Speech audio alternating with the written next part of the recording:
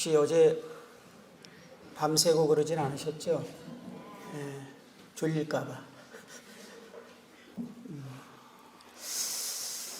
예. 어제는 제가 간증을 위주로 교제 시간을 가졌습니다. 그 이유는 저희 마음에 이제 우리 청년 형제자매님들과 여러 시간들을 갖고 또 여러 형제자매님들을 대하면서 가끔 제 마음에 우리 형제자매님들이 하나님 앞에서 참된 이 회개를 정말 경험을 했을까라는 의문이 종종 생길 때가 있었습니다.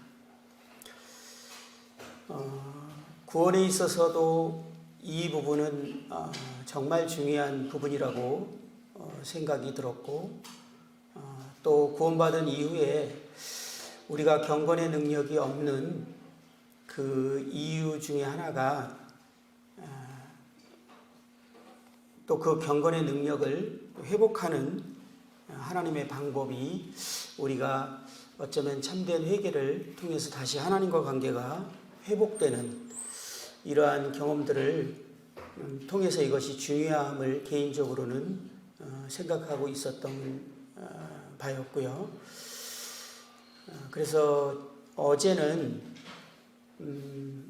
참된 회개의 그 의미가 어떤 것인지, 또 회개를 통해서 하나님과의 관계가 회복이 되었을 때 우리들에게 그 회개의 열매가 어떻게 실제로 맺을 수 있는지에 대해서 설명을 드리는 것보다 간증을 드리는 것이 더 좋을 것 같아서 어제는 간증을 주로 하게 됐어요. 사실 3가지의 간증을 계획했는데 시간 관계상 2번째 간증을 하고 3번째는 이제 생략하게 됐습니다. 오늘은 그 말씀에 대한 교제를 하는 것이 더 필요했기 때문에 3번째 간증은 가장 최근에 있었던 일인데 그 부분은 좀 생략을 하고, 예전에 제가 아마 저희 아이에 대해서 간증을 한 거를 들으신 적이 있는 분들이 있을 겁니다.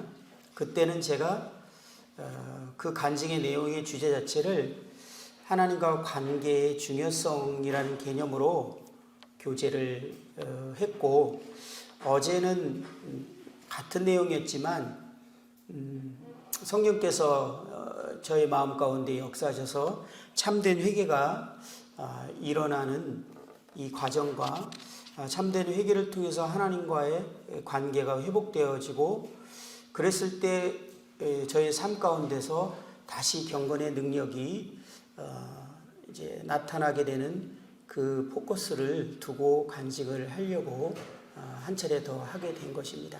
아까 우리 사회 보는 찬양 인도하는 형제가 우리들의 마음의 고백을 이렇게 했죠. 사실 우리 청년 형제 자매님들이 개인적으로 경건의 능력이 없는 자신의 모습에 불만족이 되어서 때로는 하나님 앞에 엎드려보고 구해보고 또 그것을 해결하기 위해서 노력도 해보고 이렇게 했을 것이라고 생각 들어집니다. 마이크 소리가 좀 크지 않아요? 화어링이 일어나는데 좀 줄여볼래요? 제 목소리를 키울게요. 죄송합니다. 제가 지금 되게 조그맣게 얘기하지만 이따가 목소리 커지거든요.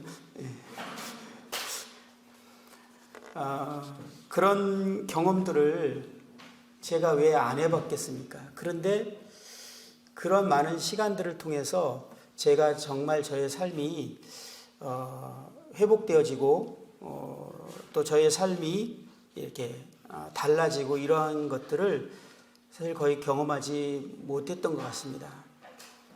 우리가 복음을 믿고 받아들이고 막 확신을 가지려고 노력하는 것이 어떤 면에서는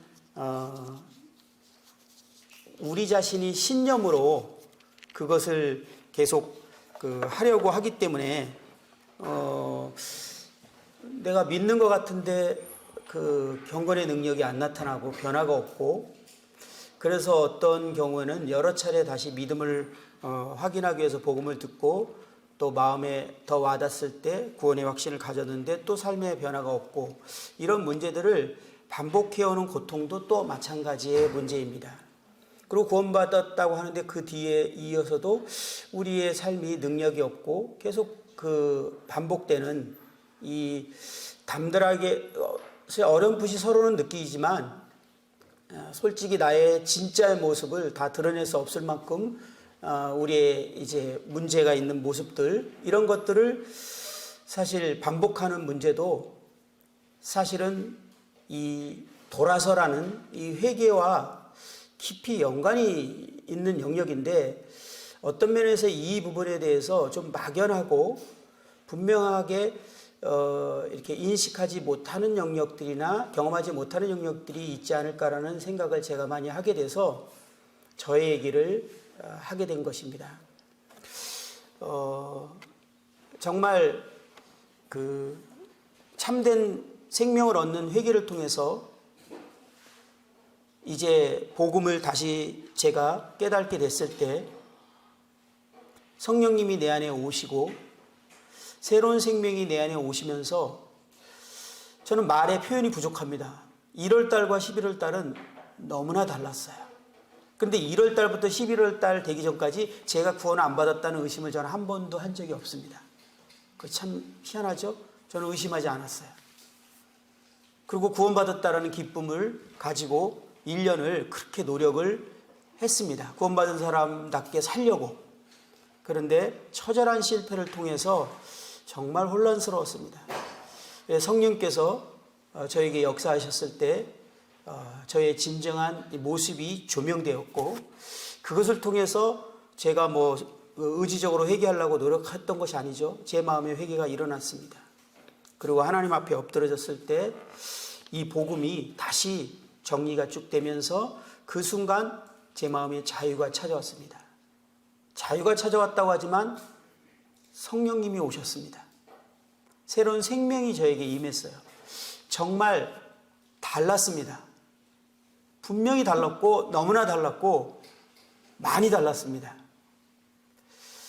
생명이 오고 성령님이 오셔서 저를 그렇게 삶으로 이끌어가는 그 경험을 하면서 그때 비로소 제가 그때 그것이 아니었구나 라는 것을 비로소 인식하게 됐고, 그 전까지는 인식이 안 됐어요. 이 경험을 하기 전까지는. 그리고 저는 그때 이제 모임에 더해지고 간증을 하고 그때 침례를 받으면서 신앙생활을 새롭게 시작하게 된 것입니다. 우리 형제자매님들이 참으로 이것이 정말 중요하다는 사실을 인식하기를 원합니다. 저 가끔요, 제가 생각하고 제가 인식하는 것이 아니었으면 좋겠다라고 생각하면서 생각이 드는 게 있어요. 그 나라 갔을 때 많은 분들을 보지 못하면 어떡할까? 제 분별이 틀렸으면 하는 생각을 거짓말 안 하고 수십 번을 한 적이 있어요. 수십 번 이상 했을 거예요. 내 분별이 틀렸으면 좋겠다. 다 그 나라에서 봤으면 좋겠어요. 그런데 자꾸 내가 떠오르는 이 생각, 말씀을 묵상하다가 제가 마음이 뜨거워질 때, 또 주님 앞에 정직하게 무릎 꿇었을 때, 그 나라에 내가 저희 교회에서도 이 성도님 중에 보지 못하면 어떡할까? 이 생각이 들면요, 마음이 너무 무거워져요. 그런데 제가 아마 이런 경험을 하지 못했으면 저도 이런 인식에 대해서 부족했을 것 같아요. 참으로 성령께서 제 마음 가운데 역사하시고, 그리고 제가 참된 회개가 일어나고 생명을 얻는 회개가 제 삶 가운데 일어났을 때, 그 생명이 저에게 왔을 때 참 이것은 제가 잊을 수 없는 놀라운 경험이고 새로운 경험이었습니다. 그리고 전 끝났다고 생각했어요. 진짜 이제 비로소 진짜 신앙생활 시작됐구나. 그리고 시작을 해서 한동안 정말 괜찮았어요.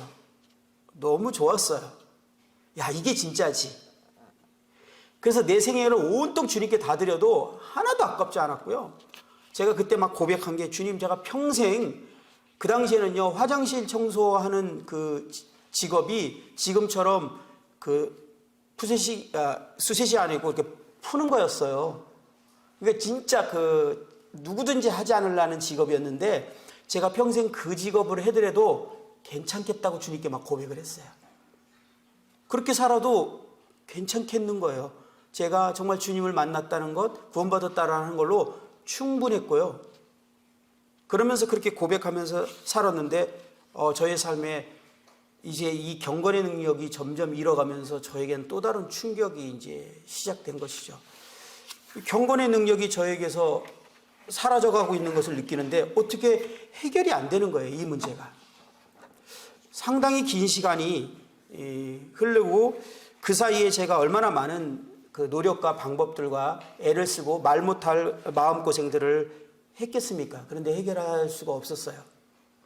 그리고 정말 주님이 저를 불쌍히 여겨서 주님이 저에게 찾아오셔서 저에게 다시 한번 이 첫사랑을 회복하게 하시는 저의 죄에 대해서 조명을 하게 하면서 구원받을 때보다 더 강력한 죄에 대한 인식과 깨달음을 갖게 되고 또 주님 앞에 제가 엎드러지게 되는 경험을 통해서 하나님과 관계가 새롭게 되었습니다.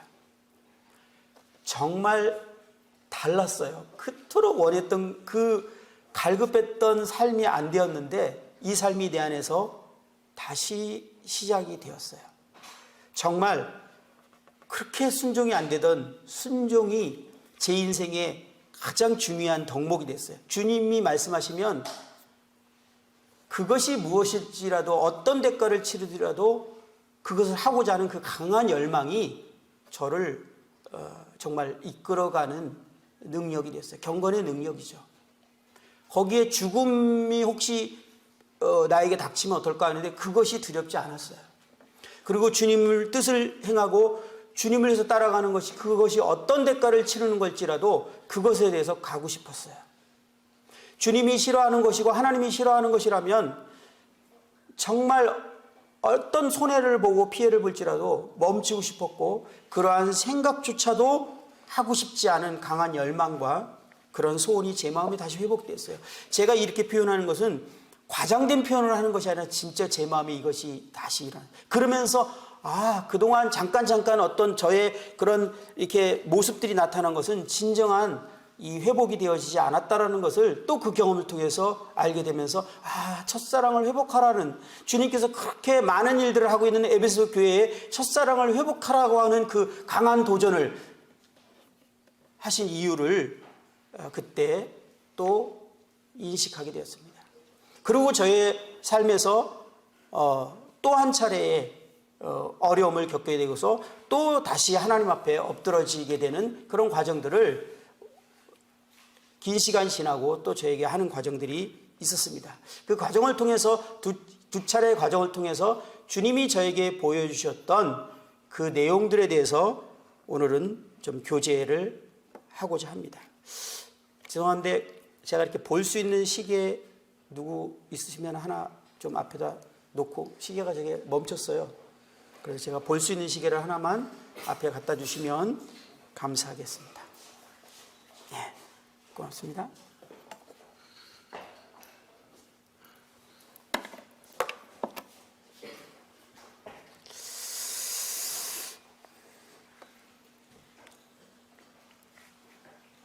그리고 여러분 잘 아시겠지만 경건의 능력이 어디서 나옵니까? 어제 잠깐 후반부에 오늘 시간이 부족할 것 같아서 서두를 던져놓고 끝냈는데 주님께서 우리를 부르신 이유가 무엇입니까? 그분이 우리와 먼저 관계를 맺기를 원하셨다라는 말씀을 드렸습니다. 구원은 하나님과 관계의 회복입니다. 제가 왜 경건의 능력이 저에게 있었냐면 하나님과 관계가 회복될 때마다 그 능력을 경험하게 된 것입니다. 구원은 처음 하나님과 관계의 회복입니다. 하나님과 우리는 교제하고 관계를 맺고 그분과 함께 살아가도록 지어진 존재가 하나님을 떠났기 때문에 우리는 구원이 필요했어요. 그 하나님께로 돌아가는 것이 근본적인 회개, 그렇죠? 하나님께 돌아서 그분과 관계가 회복하는 겁니다. 근데 그분과 관계를 돌아가고자 하는 마음이 일어났는데 그래서 하나님을 떠났다라는 것이 죄라는 걸 인식하고 이것이 죄구나라는 걸 인식하고 하나님께로 돌아가고자 하는 마음이 생긴 것을 보고 회개라고 하죠. 근데 회개로 통해서 하나님과 관계가 회복할 수는 없습니다. 왜냐하면 그분은 거룩하시고 그분은 완전하신 분이기 때문에 우리도 하나님과 사귐이 시작되려면 완전한 거룩을 회복해야 되고 그분과 사귐을 가질 수 있는 자격 조건을 가져야 됩니다. 마음에서 하나님과 돌이키고자 하는 마음이 생긴다고 해서 하나님 관계가 회복되는 것이 아니에요. 그렇죠? 그래서 우리는 죄사함이 필요했던 것입니다. 그래서 회개하고 죄사함을 받으라 이렇게 얘기하잖아요.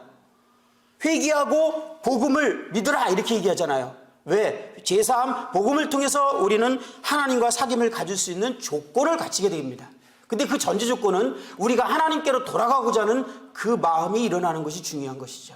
그래서 구원은, 죄사함은, 복음은 하나님께 돌아가고자 하는 마음의 회개가 일어난 사람에게 하나님과 관계를 회복할 수 있는 자격 조건을 주는 죄사함, 영원한 속죄, 우리가 완전히 거룩하게 된 걸 통해서 하나님과 관계가 비로소 회복이 되는 겁니다. 처음 관계 회복, 이것이 구원이에요. 그런데 우리는 하나님께 돌아가고자 하는 것이 없었어요. 예를 들어서 진정한 그런 거에 필요성을 인식하지 못했어요. 그런데 죄 때문에 지옥 간다고 하니까 죄를 해결받아야 지옥을 안 가려고 이 죄사함을 받아버린 거예요. 뭔가 문제 있죠? 왜? 구원은 하나님과 관계 회복인데 하나님과 관계 회복하는 포인트가 없어진 거예요. 그리고 심판에 대한 두려움을 회복하고자 하는 마음으로 구원을 받으려고 했던 거예요. 복음. 그리고 구원받았다니까 얼마나 좋아. 저처럼. 와, 드디어 구원받았다. 이러한 문제들이 계속 발생하고 있는 것입니다. 구원은 하나님과 관계의 회복입니다. 그래서 말씀해 보면 데살로니가전서 5장 10절에 보면 예수께서 우리를 위하여 죽으사 우리로 하여금 깨어 있든지 자든지 자기와 함께 살게 하려 하셨느니라 이렇게 말하고 있어요. 깨어 있든지 자든지 자기와 함께 살게 하려 하시기 위해서 우리를 구원하셨다라고 말하고 있어요. 고린도전서 1장 9절에는 너희를 불러 그의 아들 예수 그리스도 우리 주와 더불어 교제하게 하시는 하나님은 미쁘시도다 이렇게 말씀하고 있습니다. 우리를 불러서 우리와 교제하기 위해서 우리가 구원받은 이유가 그거라는 것이에요. 그분과 교제. 그러면 우리가 이 땅에서 평생 주님과 교제하고 하다가 주님 나라 가서 영원토록 교제하면은 되지만 그러나 하나님께서는 우리를 통해서 또 세상에 자기와 화목하게 하고자 하는 영혼들이 있기 때문에 우리를 통해서 그분 하나님께서는 또 그들을 하나님께로 부르시기 위해서 우리를 또 이제 보내시고 우리를 통해서 하나님이 역사하시는 일들이 하나가 또 우리에게 추가가 돼 있는 것입니다. 사실은요, 우리만 생각하면 구원을 통해서 하나님과 관계 회복되고 그분과 사귐이 시작되고 그분을 예배하고 그것이 영원한 나라에서 영원토록 하게 되면 되는 거예요. 그렇지만 또 다른 영혼들이 하나님께로 돌아와야 되는, 우리는 화목하게 하는 직분을 가지잖아요. 우리 직분이 뭐예요? 화목케 하는 직분, 하나님과 화목. 그러기 위해서 하나님이 우리를 통해서 일하시고자 하세요. 근데 이 일하시는 가장 중요한 전제 조건이 뭐냐면 우리가 하나님과 관계 가운데 있을 때 이 일들이 가능하다는 겁니다. 어제 여러분들 읽은 말씀에 제가 후반부는 교제를 안 했는데 어제 고린도전서 1장에서 26절에서 읽다가 29절까지 이는 아무 육체도 하나님 앞에서 자랑하지 못하게 하려 하심이라 한 다음에 30절에 보면 너희는 하나님으로부터 나서 그리스도 예수 안에 있고 예수는 하나님으로부터 나와서 우리에게 지혜와 의로움과 거룩함과 구원함이 되셨으니 기록된 바 자랑하는 자는 주 안에서 자랑하라 함과 같게 하려 함이라. 이런 말씀이 이어져 있습니다. 제가 고린도후서 12장을 통해서 우리의 약함이 강함이 되신다라는 말씀을 어제 읽어드렸습니다. 기억하시죠? 이 말씀이 하나님과 관계하고 무슨 상관이 있습니까? 이것은 하나님과 관계하고 상관이 있는 내용을 지금 얘기하고 있는 게 아니에요. 우리가 화목해 하는 직분과 관계된 내용이 이어진 내용이었습니다. 그런데요, 이 하나님과 화목하게 되고 화목해 하는 직분을 갖는 사람을 하나님이 어떤 사람을 선택하시기를 즐겨하셨고 그런 사람을 선택했냐면 예수님 당시에 아주 탁월하고 뛰어나고 정말 성경과 모든 면에 있어서 갖춘 사람을 예수님이 선택하지 않은 것처럼 그 이유를 우리가 분명히 알아야 돼요. 그리고 예수님의 제자들은 정말 문제가 많고 무식하고 정말 인격적으로나 모든 것에 문제가 많고 연약하고 이 세상에서는 정말 비료하기 짝이 없는 사람을 선택한 그들을 화목케 하는 직분을 주시려고 했던 이유는 이 30절에 그 비밀이 있는 것입니다. 주님께서는 우리 안에 오셔서 그분이 우리의 지혜가 되기를 원하셔요. 그분이 우리의 거룩함이 되기를 원하세요. 그분이 우리의 능력이 되기를 원하세요. 그분이 우리의 그 무엇이 되기를 원하시는 것입니다. 근데요, 이 똑똑하고 잘난 사람들은요, 이게 안 돼요. 제가 어제 두 번째 간증을 통해서 성령께서 너는 나와 전혀 상관이 없다라는 통해서 제가 단순한 하나님의 음성이 딱 들렸지만 그걸 통해서 그게 무엇인지 쫙 알게 되는 내용을 말씀드려보면, 우리가 구원받을 때 조금 전에 말했지만 우리 에레미야 2장 13절의 내용을 제가 복음 전할 때 제일 자주 사용하는 구절 중에 하나인데, 내 백성이 두 가지 악을 행했다. 그 첫 번째는 뭡니까? 생수의 그릇에 나를 버린 것과 두 번째는 스스로 웅덩이를 판 것인데, 이 두 가지 죄를 얘기하잖아요. 첫 번째는 하나님을 떠난 것입니다. 하나님과 멀어져 버린 거예요. 그래서 하나님께로 돌아와야 되기 때문에 반드시 회개라는 것이 필요한 것이죠. 그리고 하나님께로 돌아오는 태도가 취해졌을 때, 자세가 취해졌을 때 실제로 우리가 회개하면은 회개의 삶을 막 그렇게 살 수 있습니까? 구원받지 않은 사람이? 아니요, 불가능해요. 성령님이 오셔야만 살 수 있어요.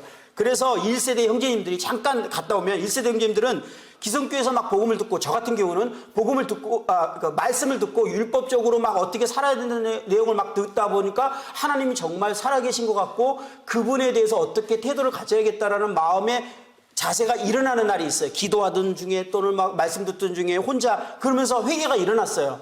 그러면 이제 하나님에 살겠다라는 마음이 생겨서 그때부터 막 새벽기도 철야기도 나가고 막 기도하고 막 열심을 내기 시작하거든요. 그런데요, 삶이 안 돼서 죽을 것 같아요.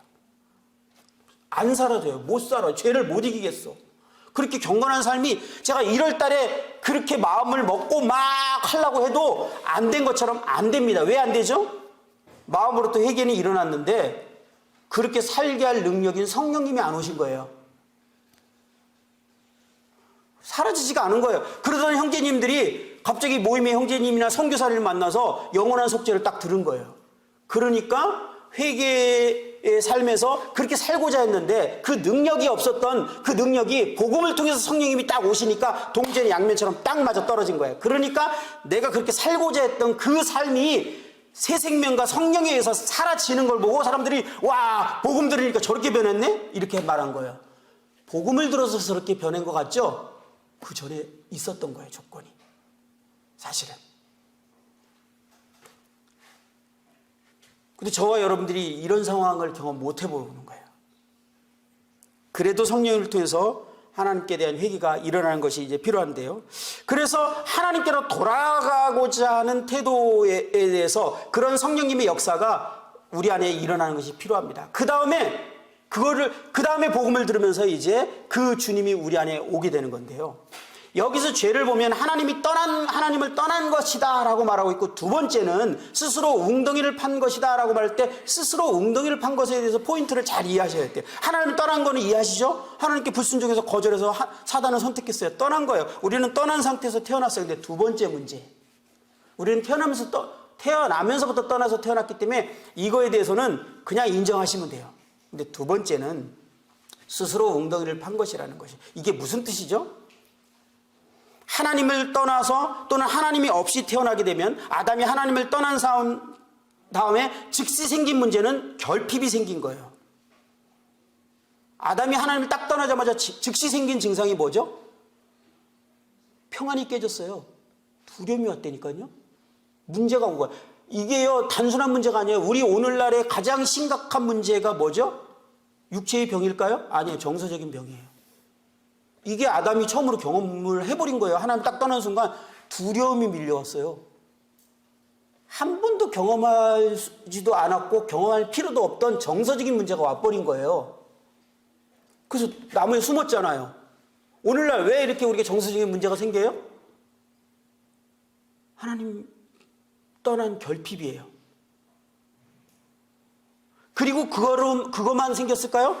그 다음에 이제 수고하여 땀을 흘려서 소산을 먹어야 되는 실질적인 피로의 결핍들도 와버렸어요. 아담과 하와의 관계 문제도 생겨버렸어요.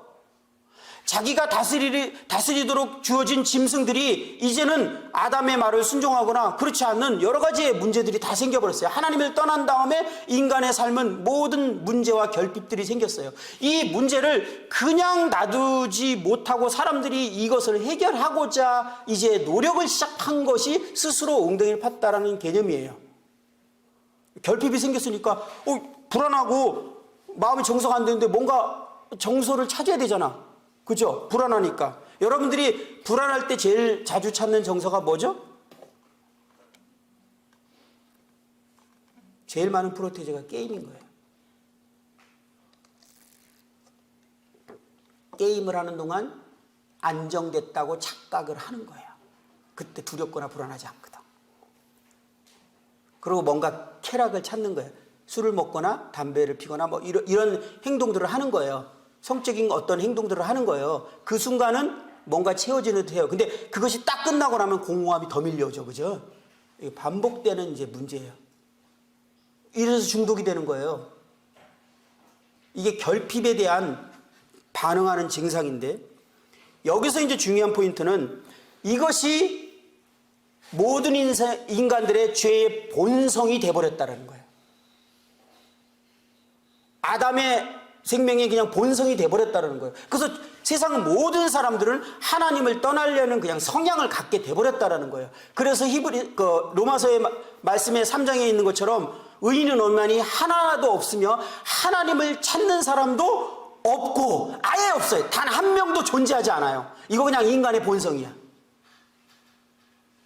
하나님을 스스로 찾지 않아요. 여러분들이 스스로 찾았다고 생각하세요? 여러분이 스스로 찾으려고 하나님을 하고 스스로 구원받으려고 노력하니까 구원 못 받은 거야. 제가 스스로라는 단어를 쓸 때 잘 들으세요. 이거 뭐가 문제인지. 사람들이 하나님 찾지 않아요.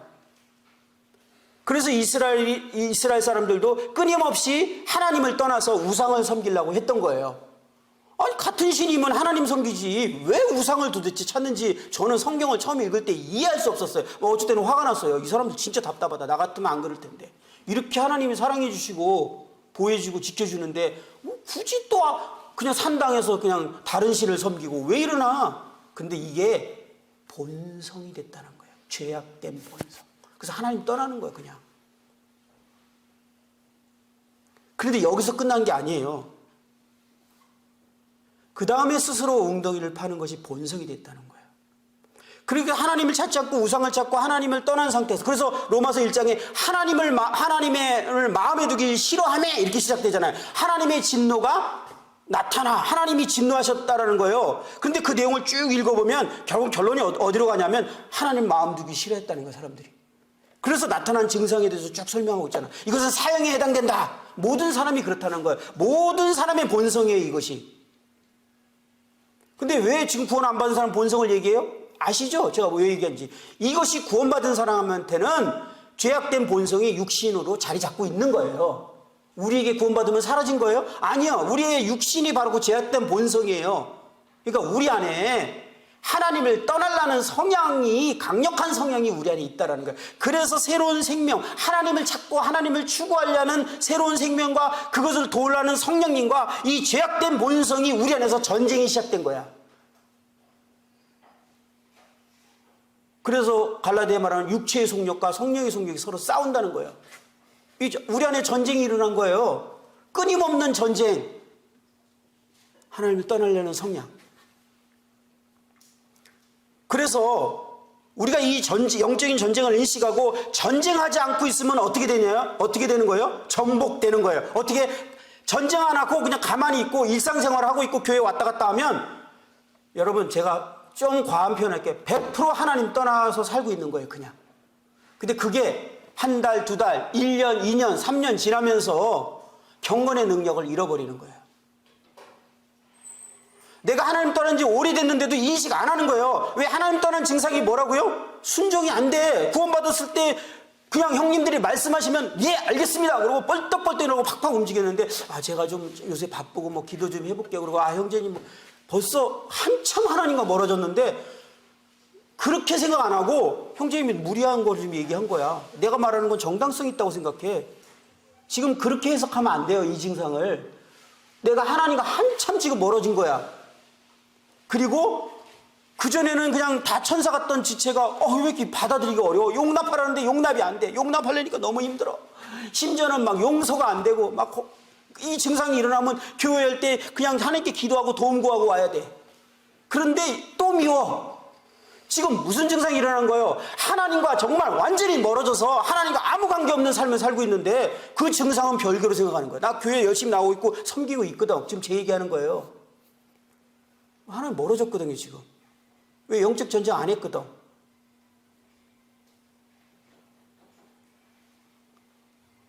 그리고 그 전에 졌던 맨날 넘어지는 죄가 또 넘어지기 시작해. 이제 가도 많이 갔거든. 이제는 회개해야 될 상황인데 그냥 여전히 종교적인 활동으로 이것을 땜빵하고 때우는 저의 모습.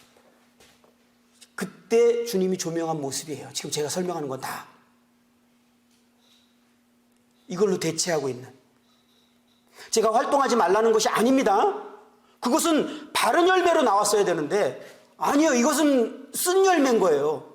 좋은 열매가 아닌 거예요. 그러니까 사실 실제로 좋은 열매를 맺히지도 않아. 영혼들을 나는 복음을 전해보고 하는데 뭔가 변화도 안 일어나. 이게 우리가 할 일입니까? 성령님이 하실 일이지.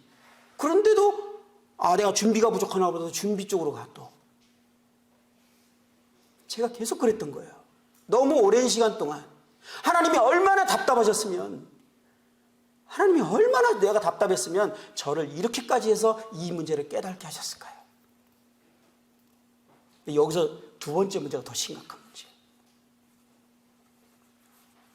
교회 생활을 하다 보니까 아까 말했듯이 사랑이 필요하고 겸손도 필요하고 또 이 능력이 필요해. 복음 전하면 변화되는, 교제할 때 필요하고, 이런 다양한 필요들이 있는데 이것이 안 되니까, 사랑이 안 되니까 제가 이 사랑하는 사람으로 나를 강화하려고 그냥 말씀 묵상하고 들으면서 또 간증을 들으면서, 그래 내가 그렇게 해야지, 그렇게 하면서 내가 그 사랑하려고 하는 그 노력 스스로 웅덩이를 판 것인데,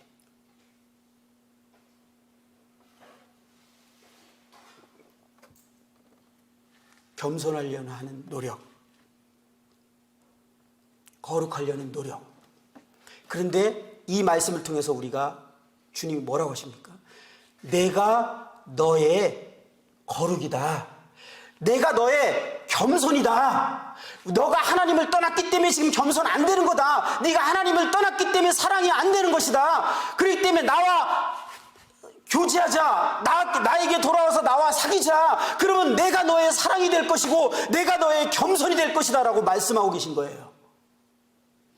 주님이 우리의 겸손이신 거예요. 주님과 교제하면 우리가 겸손해지는 거예요. 우리가 아니, 주님이 나를 통해서, 주님이 우리의 겸손이신 거예요. 근데 우리는 주님과 떨어진 상태에서 내가 겸손하려고 하는 거야. 이제 사랑을 해보려고 하는 거야.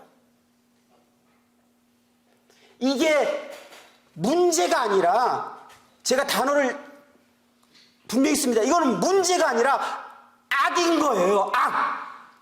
죄인 거예요. 죄. 하나님이 말한 근본적인 문제, 스스로 웅덩이를 판 것. 우리에게 생긴, 그리스도인은 분명히 이렇게 살면 안 되는데 그거 인식 다 하잖아요. 그래서 그렇게 살려고 하고 있는 노력, 그게 악이란 말이에요. 악. 죄라고요.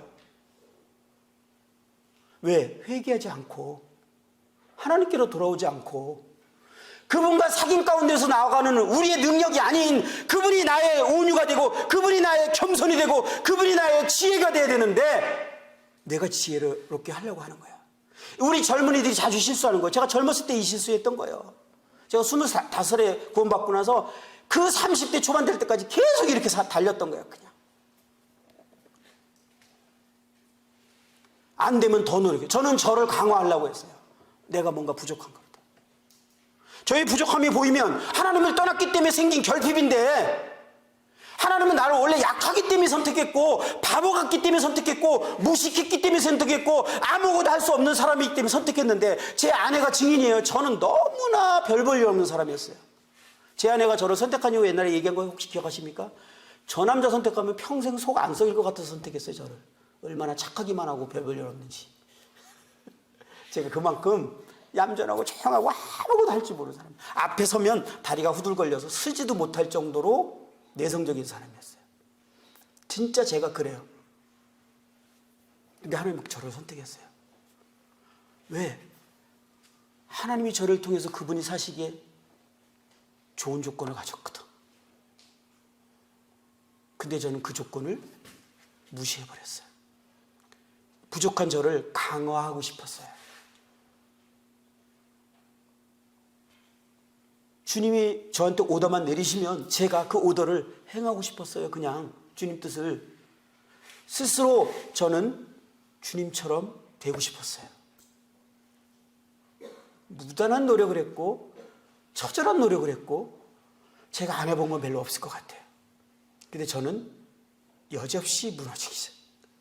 정말 이게 너무 힘드니까 제가 한강 다리를 갔다니까 이거 노력하다가 나는 안 되나? 차라리 뛰어내렸으면 좋겠다. 근데 뛰어내리면 안 되잖아요. 그래갖고 뛰어내리는 상상을 쭉 하면서 뭐 어떻게까지 했냐면, 여러분들은 우시겠지만 내가 그럼 여기서 나는 죽어야겠다. 다시 한번 또 죽자. 그러고 뛰어내리는 상상하고 뛰어내서 풍덩 죽었어. 그러면서 하나님 저는 죽었습니다. 이제부터 다시 살겠습니다. 그러고 이렇게 걸어간 적도 있어. 그럼 새로울까 봐. 오직 하면 내가 그랬겠어요. 이렇게 살고 싶지 않아서. 구원받고 나서. 근데 돌아갔는데 똑같더라고.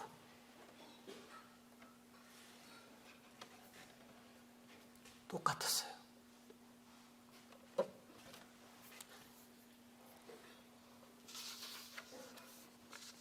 주님께서 이 땅에 계실 때도 사람들이 주님께 찾아와서 자신의 필요를 구한 그런 내용들이 있었습니다.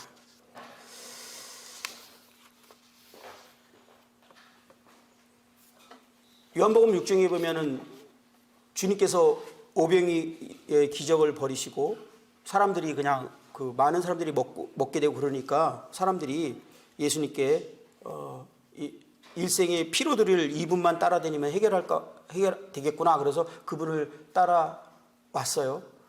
주님이 그들에게 이렇게 지적합니다. 너희들이 날 따르는 게 떡 먹고 배부른 까닭 아니냐. 그러면서 이제 떡 얘기를 하니까 주님 저에게 그것을 주십시오. 이렇게 얘기하는데 주님이 그때 말씀하십니다. 내가 곧 생명의 떡이요. 그럴 때 주님이 쓰신 자신에 대한 명칭이 출애굽기 3장 14절에 나온 명칭이었습니다. I am. 여러분 잘 아시죠?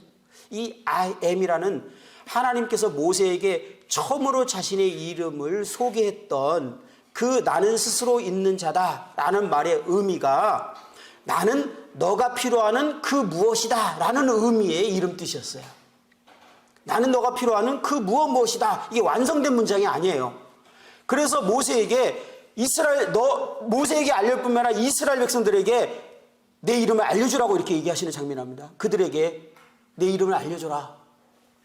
근데 그 이름이 뭐냐면 나는 너희들이 필요하는 그 무엇이다. 이렇게 말씀하셔요. 주님이 이 이름을 쓰신 거예요. 그들은 다가와서 자기들에게 어떤 필요를 얘기했지만 예수님은 그들에게 말하기를 너희들이 진정한 필요는 나다. I am. 그러면서 주님께서 그들에게 말씀하신 것이거든요. 근데 그걸 최초로 말씀하시던 하나님께서 모세에게 말씀하셨을 때 이스라엘 백성과 모세가 알기로 원했던 것은 그거였어요. 너희들이 필요한 그 무엇이다. 내가. 그리고 난 다음에 하나님께서 모세를 통해서 이스라엘 백성들을 이제 애굽에서 출애굽을 시키는 사건이 일어납니다. 이것은 고린도서 10장에 보면 우리의 구원과 비교되어 있어요. 그것이 바로가 사단과 같은 의미고 이 애굽이 세상에서 우리를 건져내시는, 그래서 홍해가 우리의 침례를 의미하는 것으로 고린도서 10장에 이렇게 기록되어 있어요. 그런데 그 말씀에 이어서 뒤에 보면 하나님께서 그 이스라엘 백성들을 이제 싫어하시게 됐고 그들이 다 실패하게 됐다라는 말들이 쓰여 있습니다. 그러나 그들의 다수를 하나님이 기뻐하지 아니하셨으므로 그들이 광야에서 멸망을 받았느니라.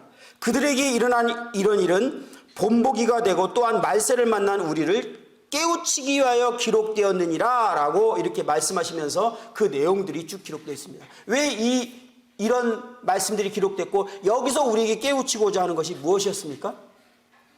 이제 하나님이요 애굽에서 건지신 것 자체가 목적이었나요? 그리고 이스라엘 백성들이 이제 말할 때 그랬어요. 이제 여기서 사흘길 가서 하나님을 예배하게 하려 한다라고 바로한테 얘기한 것이거든요. 그러면 이스라엘 백성들이 하나님을 이제 예배하는 것 자체가 목적이었을까요? 아니에요. 하나님께서는 이스라엘 백성들을 통해서 온 세상에 하나님 자신을 알리시기를 원하셨어요. 그리고 이스라엘 백성을 통해서 그 가나안이라는 땅에 전쟁을 통해서 하나님이 예비하신 땅을 차지하기를 원하셨어요. 전쟁, 땅을 차지함. 오늘날 때는 하나님 나라의 확장, 우리 영적인 전쟁, 뭔가 비슷하게 이렇게 연결고리가 느껴지죠? 구원 자체가 목적이 아니라 하나님은 구원을 통해서 우리가 관계를 회복하고 우리가 예배하는 삶을 살기를 원하지만 또 우리를 통해 향한 계획이 뜻이 있단 말이에요. 이 땅에 살아있는 동안에. 예수님이 제자를 부른 거가 똑같았어요. 이스라엘 백성들. 그런데 그들에게 그 목적을 이루기 위해서 반드시 먼저 훈련시키고 준비시켜야 되는 것이 있었기 때문에 얼마 아니면은 사흘길이면 가를 그 가나안 땅을 이제 돌리시기 시작했어요. 광야를 일부러 멀리 돌리셨어요. 왜냐하면 훈련을 시켜야 될 의도가 있는 거예요. 예수님이 제자들과 먼저 나와 3년 동안 함께 있자. 나와 먹고 자고 나와 함께하고 나와 모든 것들을 함께하면서 주님께서 제자들에게 훈련시키고자 하는 것이 있었던 것처럼 이스라엘 백성들에게도 훈련시키고자 하는 것이 있어요. 그 목적을 이루기 위해서 구원을 위해서 하나님과 관계해보기면 된 거예요. 그런데 하나님과 관계에서도 우리는 특성이 하나님과 멀어지는 성향, 그렇죠? 그리고 그 다음에 스스로 해결하려는 성향, 이거 하나님이 아셨잖아요. 그럼 이스라엘 백성들도 그런 성향을 그대로 갖고 있는 존재예요. 우리도 그래요. 그러면 하나님이 우리에게 훈련하고자 하는 게 무엇이냐는 거예요. 그래서 이스라엘 백성들을 광야에 이끄셨어요.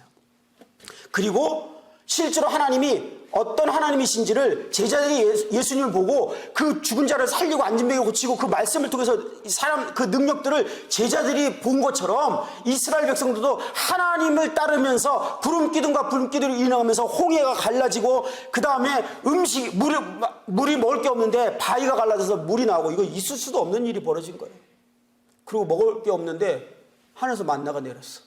이거 말도 안 되고 있을 수도 없는 일이에요. 인류 역사상 이런 일이 또 있을까요? 없어요.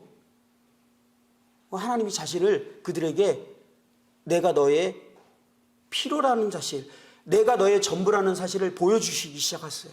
이스라엘 백성들 그걸 이제 목도하면서 경험하고 막 그럴 때마다 하나님은 막 찬양하면서. 그런데 문제는 이스라엘 백성들이 이 광야에서 그런 삶을 싫어했다라는 거예요. 충격적인 사실이지만 싫어했어요. 그래서 민수기 11장 5절에 보면 이렇게 표현하는 장면이 있어요. 우리가 애굽에 있을 때에는 값없이 생선과 오이와 참외와 부추와 마늘들을 먹은 것이 생각나거늘. 애굽이 이제 그리워지기 시작한 거야. 애굽 생활이 다시 동경이 되기 시작한 거야. 18절에는요. 애굽에 있을 때가 우리에게 좋았다 하는 말이 여호와께 들렸으므로 정말 하나님 입장에서는 어떤 기분이셨을까? 기껏 구원해 놨는데 우리가 애굽에 있을 때가 좋았더라 하는 말이 하나님께 들린 거야. 20절에는 너희가 너희 중에 계시는 여호와를 멸시하고 그 앞에서 울며 이르기를 우리가 어찌하여 애굽에서 나왔던가 함이라. 왜 우리가 애굽에서 나왔지? 지금 이게 뭘 의미하는 거예요? 구원을 싫어하는 걸까요? 아니, 그의 삶의 방식을 지금 너무 원하고 있는 거예요. 그 애굽에서 살았던 삶의 방식을. 지금 이 가나안에서 사는 삶의 방식이 너무 싫은 거예요. 가나안에서 삶의 방식은 뭐예요? 오직 하나님만 바라봐야 되는 삶. 단 한순간도 하나님을 의지하지 않으면 그냥 죽는 거야. 내일 먹을 게 없어. 음식은 그래 며칠 뭐 한 달이고 견뎌본다고 쳐요. 물은요 얼마나 있으면 죽어버려요. 그러니까 하나님을 의지하지 않으면 이거 살 수가 없는 거야. 그래서 하나님께 기도했더니 하늘에서 만나가 내렸어. 와, 만나가 내리니까 이스라엘 백성들이 좋아서 난리가 났죠. 막 그러면서 명령을 했어요. 하루치만 거둬라. 왜 하나님이, 야, 고약하신 하나님이세요. 하나님이 왜 하루치, 좀 넉넉히 3일치 일주일치 딱 거두면 마음이 좀 여유가 생기잖아. 근데 딱 하루치만 거둬. 어떤 사람은 그래서 하나님 왜 그러지? 그러면서 실제로요 이 마음의 그 생각을 실제로 행동을 했는데 다음날 것까지 왕창 만나를 갖고 온 사람이 성경에 나와요. 근데 어떻게 됐어요? 다 썩어버렸어. 벌레가 생겼어. 다음날 거는. 그러니까 다음날 만나를 또 하나님을 바라보고 구하러 가야만 했어. 이거 죄의 본성이, 이 육신이 진짜 싫어하는 방식. 내가 스스로 알아서 좀 사는 것이 너무 좋은데 적당히 하나님 필요할 때 좀 땡겨 쓰고 웬만한 거 내가 알아서 사는 게 참 좋은데 이게 죄악된 본성이라니까. 저와 여러분의 육신, 하나님 떠나 생긴 결핍을 스스로 해결하려는 이 성향. 근데 어떤 영역은 내 선을 넘어선 게 있잖아. 그거는 하나님께 도운 거고 일반적으로 그냥 내가 알아서 사는 거. 그죠? 이스라엘 백성들이 그걸 딱 원했는데 하나님이 그걸 허락하지 않은 거예요. 매 순간 하나님만 의지해야 되는 이 방식을 하나님이 이제 훈련시키기 시작하신 거예요. 애굽은 어땠어요? 애굽은요 힘들었어요. 삶이. 맞아요. 노역 생활했고 그랬지만요 이게 내가 열심히 일하면, 내가 열심히 노력하면 결핍을 해결하기 시작하는 거야. 음식도 좀 쌓아놓고. 그렇죠? 여러분들이 직장생활 열심히 하고 좋은 직장 들어가서 열심히 일하고 막 하면 좀 저축도 하고 그래야 마음이 편하잖아요. 저축도 좀 하고 많은 것들을 좀 갖추고 그러면서 하나님 믿으면 참 좋겠죠. 그죠? 솔직히 얘기해봐요. 이게 육신이 원하는 방식이야. 이스라엘 백성은 안 원했겠어요? 근데 애굽 삶의 방식은 그거였거든. 딱 그거였거든. 힘들고 수고스럽지만 미래를 어느 정도 준비할 수 있고 계산이 나오고 이런 삶의 방식이야. 힘들지만 막상 광야에 땀 나서 하나님이 모든 걸 거저주시고 모든 걸 해결해 주려서 좋을 것 같지만 막상 살아보니까 이건 내 스타일이 아니야. 이거 너무 싫은 거야. 매 순간 하나님을 의지하고 또 바라보고 그분을 의지하고 한순간도 하나님을 의지하지 않으면 그냥 살 수 없는 삶의 방식. 이거 싫은 거야. 애굽 삶이 더 좋았던 것이에요. 이스라엘 백성들은 이게 싫었어요. 그래서 애굽을 그리워하기 시작했어요.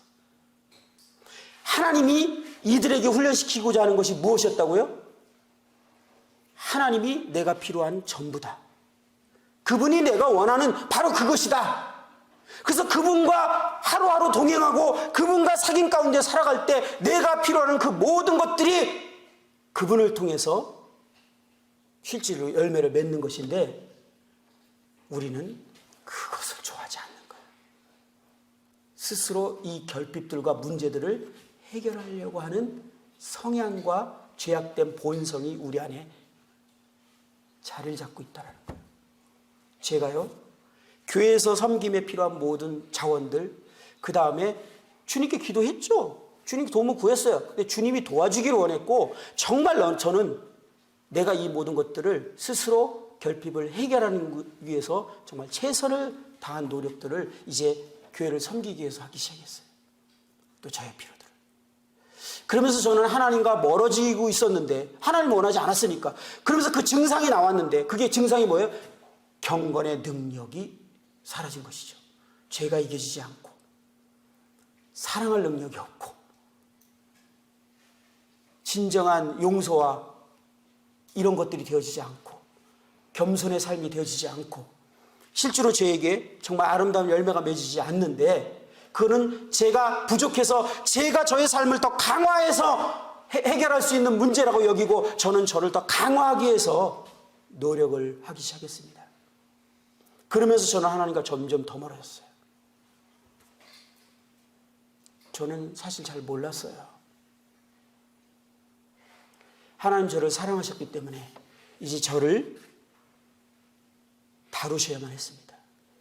저는 그러면서 하나님과 너무 멀어졌고 이제 제 삶 가운데 다시 하나님께로 돌아가야 되는, 정말 하나님께로 돌아가야 되는 이 회개가 저에게 필요한 상황이 되었습니다. 하나님이 이것을 그날 병원에 딱 무릎 꿇었는데 탁 조명해 주는데 너무너무 큰 충격이었어요. 이 충격을 다른 말로 할게요. 이 죄가 얼마나 크게 보였든지, 이 죄가 얼마나 크고 심각하고 하나님이 이 죄를 심각하게 여기셨는지가 딱 깨달아지니까 제가요 거기서 정말 진짜 엎드러질 수밖에 없어요. 그냥 회개가 안에서부터 그냥 이 안에서부터 터져 나온 거예요. 이 죄가 얼마나 큰지를 주님이 조명해 주신 거예요. 여러분들 지금 제가 말씀드리는 것이 우리의 문제구나 이렇게 들리십니까? 기도하십시오. 이건 문제가 아니에요. 이건 정말 심각한, 하나님이 가장 크게 여기는 근본적인 죄, 나를 떠난 것과 스스로 웅덩이를 판 것, 근본적인 죄라고요. 모든 인생들이 갖고 있는 죄의 문제, 그들이 그것 때문에 다 영원한 멸망으로 들어가고 있는 죄. 죄에 대해서 그것이 얼마나 큰지를 확인하는 방법이 뭐죠? 그 죄에 대해서 우리는 법을 몰라도 저 죄가 얼마나 큰지인지 헌법을 모르세요? 그러면 몰라도 괜찮아요. 어떻게 할 수 있냐면 판사가 그 죄에 대해서 선고를 땅땅땅 때리면 죄가 이렇게 큰 거였구나. 왜? 그 사람은 난 저 죄가 어떤 건지 모르는데 갑자기 사형에 처하노라 땅땅땅 그러면 사형? 이거 진짜 심각한 죄였구나. 근데 우리는 큰 죄인 줄 알았더니 6개월 아니면 뚱뚱 그러면 생각보다 큰 죄가 아니었네? 결과를 통해서 우리는 그 죄의 질을 알죠. 그런데 세상의 판사는 물론 정직하지 못한 재판을 냈어요. 근데 공의하시고 정의로우신 하나님이 재판을 딱 내리셨는데 그 하나님을 떠나 죄, 스스로 웅덩이를 파고자 하는 그 하나님을 떠난 죄에 대해서 하나님의 심판을 딱 내리셨는데 그것이 영원한 불못이었다라는 거예요. 죄의 질을, 수준을 이해하시려면 하루 동안 지옥을 묵상해 보세요. 자료를 찾아보시고 그러면 이 결과가 바로 하나님을 떠나서 스스로 이 결핍을 해결하려고 하는 죄에 대한 하나님의 판결이었다라는 거. 그것이 이해가 아니라 성령님이 저를 조명시켜 주셨어요. 너무나 큰 충격이었어요. 그걸 깨닫고 나서 제가 하나님과 동행하는 삶을 추구하고 하나님과 떨어지거나 하나님과 동행하는 것을 실패하면 차라리 죽는 게 낫겠다라고 내가 고백했던 이유를 여러분 이해하셔야 돼요. 제가 그 회복되고 난 다음에 제 일기장 그 당시에 뒤져보면요. 일기장에 거의 하루도 빠지 않고서 마지막에 쓰는 문장이 있어요. 제가 단 1분이라도 하나님을 떠나도록 허락하시려면 차라리 저를 데려가십시오. 제가 1분이라도 하나님을 떠나도록 허락하시려면 차라리 저를 데려가십시오. 이렇게 고백을 했어요. 왜 그렇게 고백한지 아세요? 제가 그때 깨달은 것은 하나님을 떠나서 할 수 있는 유일한 것은 죄 짓는 것밖에 없다라는 걸 알았었던 거예요. 하나님을 떠난 삶 그 자체가 죄이고 하나님을 떠나서 할 수 있는 유일한 것은 죄 짓는 것밖에 없다. 내가 교회를 위해서 아무리 섬기고 이 강단에서 하나님 말씀을 외치고 있고 모든 성도들이 나를 다 인정하고 박수를 쳐주고 괜찮은 청년이라고 할지라도 하나님 앞에 저는 죄를 짓고 있다는 사실을 한 거예요. 하나님 떠나서 할 수 있는 유일한 것은 죄 짓는 것밖에 없다. 제가 그것을 깨닫고 나서 일기에 계속 쓰기 시작했어요. 하나님 저를 놔두시려면 차라리 데려가십시오. 저 그렇게 살고 싶지 않습니다. 여러분 진정으로 그렇게 고백한 적 있으십니까? 우리가 구원받은 목적이에요. 우리가 회복된 목적이에요. 우리가 삶의 이유예요. 그런 자들을 통해서 하나님이 우리를 통해서 자신의 삶을 사실 때 우리는 우리가 갖도록 원했던 지혜, 거룩, 사랑, 겸손, 온유, 이것이 주님이 우리의 삶이 되시는 거예요. 그리스도, 우리의 생명이 되신 그리스도가 그것을 하시기 시작하시는 거예요. 그런데 우리는요, 그거 원치 않아요. 하나님과 사귐 갖는 그 시간에 차라리 내가 노력하지, 의도적으로 하는데 그러고 있는 거예요, 저희들이. 찾고. 미운데 용서하려고 아무리 애를 썼는데 용서가 안 되는데도 또 노력하네. 그죠? 또 결심 한 번 더 해보네. 순종 안 되는데 순종을 이러면 안 되지 하고 뉘우치고 또 한 번 더 결심해보네. 이 악함, 끊임없이 하나님을 마음에 두기 싫어해서 스스로 이 문제를 해결하려는 이 악함, 하나님은요 이것에 대해서 정말 심각하게 생각하십니다. 우리가 경건의 능력이 없는 이유가 무엇입니까? 이것을 진지하게 여러분들을 생각해 보셨습니까? 결국은 하나님이요 이스라엘 백성들을 계속 훈련하다 안 되니까 어떻게 하셨어요? 안 되겠다. 딱 마음을 정하십니다. 포기. 뭘 포기해? 구원 취소? 아니요, 구원 이미 했는데 뭐. 하나님이 애굽에다 다시 돌려보내진 않았어요. 구원 다시 거꾸로는 아니었어요. 그런데 하나님의 뜻을 행하는 것에 대해서 포기. 그냥 놓으셨어요. 그래서 그 이스라엘 백성들은 광야에서 그냥 살다가 다 죽었어요. 평범한 삶을 살다가. 어제가 오늘 같고 오늘이 내일 같고 그렇게 살다가 그냥 광야에서 다 엎드려 죽은 거예요. 그러는 동안에 하나님의 사랑이 그들에게 나타났어요. 그럼에도 불구하고 어떻게 나타났어요? 만나를 계속 내렸어요. 옷이 헤어지지 않게 해주시고 신발이 떨어지지 않도록 도와주셨어요. 구름 기둥으로 도움을 주셨어요. 저와 여러분들을요, 하나님이 그분의 뜻과 계획을 포기하시더라도 그분은 은혜로우시기 때문에 우리를 사랑하시고 우리를 돌보셔요. 그러면 된 것입니까? 그러면 된 것인가요? 저와 여러분을 위해서 하나님의 그 뜻, 그분이 무엇을 하고자 하는 것이 나타나서 그 일들을 하나님께서 행하지 않는다면 우리는 지금 하나님이 놓은 상태라는 거예요. 어쩌면 포기. 그래서 광야에서 다 엎드려 죽었어요. 그렇지 않은 것에 대한 샘플을 하나님 보여주셨잖아요. 그 20대 이하들이 이제 다시 성인 됐을 때 하나님이 그분의 원래 하고자 하는 계획이 다시 나타났어요. 그렇죠? 자, 어떻게 오더가 내려지기 시작했습니까? 하나님이 이제 말씀하기 시작했어요. 하나님의 음성이 들리기 시작했다니까요. 자, 가나안으로 들어가라. 요단강을 건너라. 요단강은 어떻게 건넜어요? 쫙 갈라지고 건너간 거예요? 아니요, 믿음으로 밟으니까 쫙. 믿음으로 행함을 하는 오더가 오기 시작했어요. 그리고 건넜어요.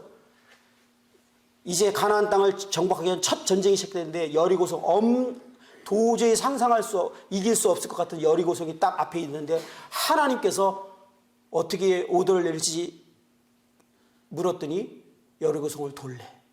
그냥 말도 안 되고 심하게 말하면 이거 정신 나간 방법이고 하나님을 신뢰하고 믿지 않으면 도저히 순종할 수 없는 방식. 근데 광야에서 하나님을 신뢰하고 그분을 믿고 신뢰하는 것들이 훈련된 사람만 가능한 방식. 그분만 의지하고 그분을 의지하는 걸 통해서 그분이 어떤 분인지를 이제 알아서 이제 하나님의 말씀이면 예 알겠습니다라고 순종할 수 있는 하나님에 대한 믿음과 신뢰가 순종된 그런 사람들만 행할 수 있는 방식. 여리고성을 돌아라.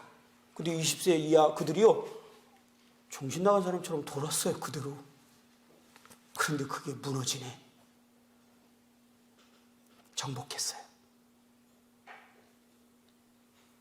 하나님의 그 뜻이 나타나기 시작했고 영적 전쟁에 승리하기 시작합니다.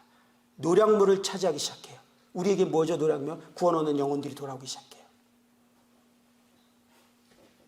우리를 통해서 영혼들이 하나님 나라가 확정되는 거예요. 우리의 하나님 나라는 사람이잖아요. 땅이 아니잖아요. 우리는. 그거는 우리의 모형과 그림자일 뿐이지.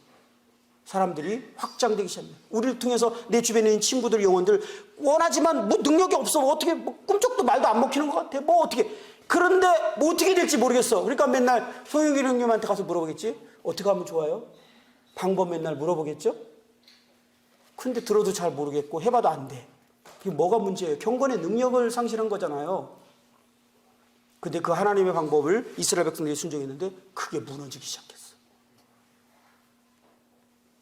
영혼들을 얻기 시작한 거예요. 하나님이 이것을 지금 여기 있는 기린노 청년들을 원하시기 때문에 이런 주제를 한 게 아닐까요?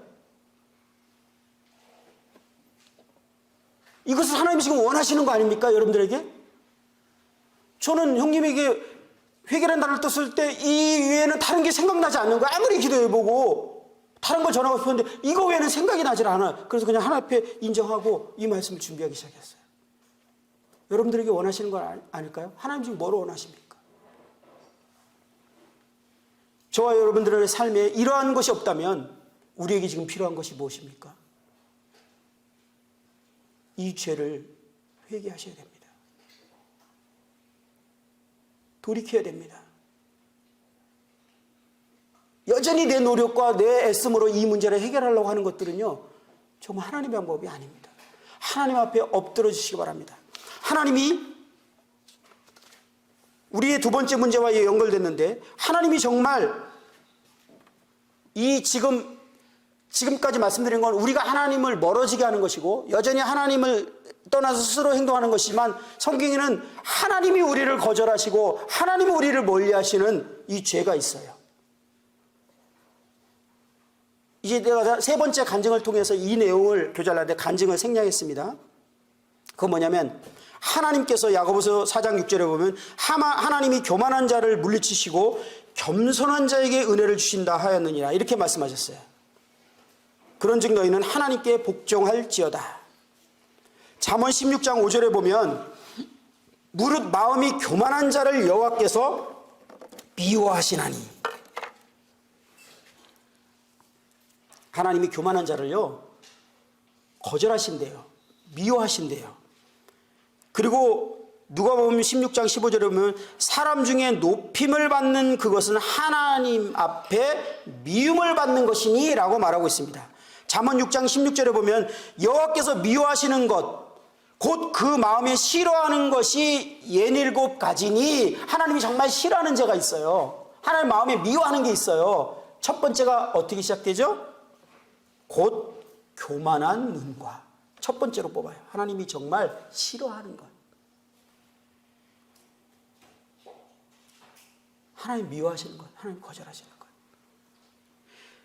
제가 그 사건 이후에 하나님과 관계가 회복되고 정말 하나님의 경건의 능력이 저를 통해서 나오게 되면서 이제 그런 삶을 통해서 제가 이제 사역의 열매들을 맺기 시작했어요.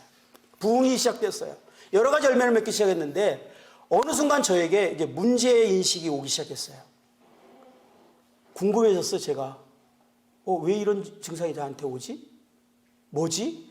내가 지금 막 예전처럼 죄를 의도적으로 짓게 아닌데, 그런데요 제 마음에 교만한 마음이 탁 자리 잡는 것을 이제 보기 시작했어요. 남들이 경험하지 못하거나 남들이 하지 못하는 걸 내가 하고 있는 이제 생각이 저에게 인식이 되기 시작했어요. 이제 슬슬 자랑하기 시작했어요, 제가. 근데 이것을 인식이 됐는데 스톱이 안 되더라고요.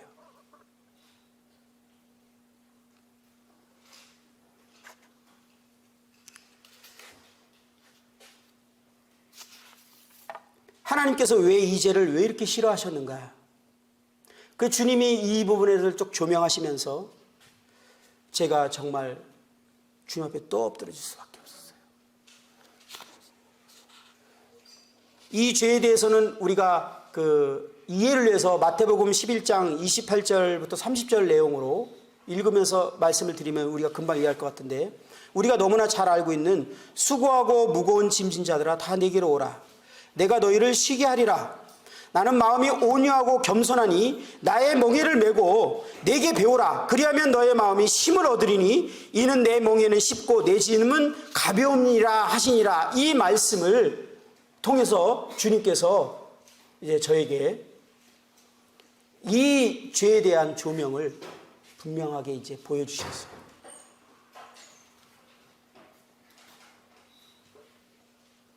여기에 보면 이 수고하고 무거운 짐을 지고 살게 하는 이 문제를 해결하는 방식이 온유와 겸손의 멍에를 매라는 말씀을 통해서 우리는 온유와 겸손의 반대인 교만의 짐을 내가 지고 산다라는 사실에 대해서 주님께서 보여주셨어요. 교만의 정의가 뭐고 겸손의 정의가 뭔지 제가 예전에 한번 말씀드린 것이 있는 것 같은데 기억하십니까? 겸손의 정의는요, 하나님이 있으라는 자리에 있는 것입니다. 기억하십니까? 제가 이해하기 쉽게 짧은 단어로 말씀드렸어요. 하나님이 있으라는 자리에 있는 것. 하나님이 피조물로 너는 이것이 이래서 만든 거야 라고 딱 하면 그 자리에 있는 게 겸손. 하나님이 나와 너와 교제하고 사귀기 위해서 만든 거야. 그럼 그 교제하고 있는 것이 겸손이에요. 우리가 말하는 이렇게 뒤로 물러나고 하지 못해, 이게 겸손 아닙니다. 이건 겸손을 가장한 교만. 장로형제님이 자매 이거 좀 해. 그런데 전 그거 못해요. 이거 교만한 거예요, 겸손한 거예요? 대답해 보세요. 교만한 거. 왜? 있으란 자리에 안 있는 거니까. 그게 교만의 정의. 교만은 뭐예요? 하나님이 있으란 자리에 만족하지 않는 것. 자기 자리를 자기가 선택하는 거예요. 이걸 최초로 범한 피조물이 누구예요? 루시퍼 위치가 어디였어요? 하나님을 섬기고 찬양하고 경배하는 위치. 물론 자기 밑에 부하들이었지만 하나님이 위에 한 분 계셨죠. 그런데 그 위치는 거기였어요. 그런데 그가 그 위치에 만족하지 않고 자기 위치를 임의대로 딱 설정했죠. 어디요? 하나님 보좌. 그래서 이 죄를 교만의 죄라고 에스겔에서 말한 거예요. 그래서 피조물의 최초의 죄를 정의할 때 교만의 죄 이렇게 말하는 겁니다. 하나님이 주신 자리를 위치를 벗어난 거예요. 그리고 그 루시퍼가 아담과 하와에게 와서 최초의 죄를 뭐로 지게 했습니까? 네가 이 선악을 알게 하려나 뭐 따먹으면 하나님처럼 되리라.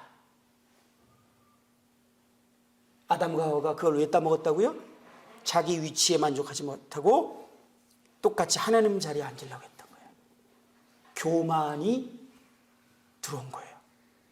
사단이 인간에게 교만의 자리를 유혹한 거예요. 그래서 그 유혹에 저거를 따먹으면 그렇게 된다고? 그러면서 그 의도로 하나님께 불순종을 한 거예요. 아담과 하와는 하나님께 순종하는 위치에 있었고, 아담과 하와는 모든 걸 다스리는 통수권을 하나님께 위임받았지만 하나님은 나의 순종할 주권자이시고 절대 주권자이셨어요.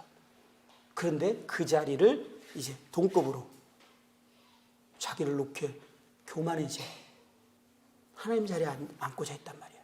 루시퍼가 왜 하나님 자리에 그렇게 앉고 싶었을까? 아담과 하와가 왜 하나님 자리를 그렇게 앉고 싶었을까? 여러분, 그때 루시퍼와 같이 있지 않았고 처음에 창조한 피조물들과 같이 있지 않아서 잘 이해 못할 수도 있지만요, 그 당시에는 모든 천군천사, 모든 피조물들이 하나님을 다 찬양하고 하나님을 즐거워하고 하나님을 그걸 저는 어떻게 할지 몰라요. 이제 그 나라 가면 내가 어떻게 하는지 봐서 알겠지만, 설명 못했지만, 모든 피조물들과 모든 천군천사는 하나님을 찬양하고 하나님을 즐거워하고 예배하는 그것이 온통 그들의 마음의 자세였고, 그거를 그들은 보고 있었어요.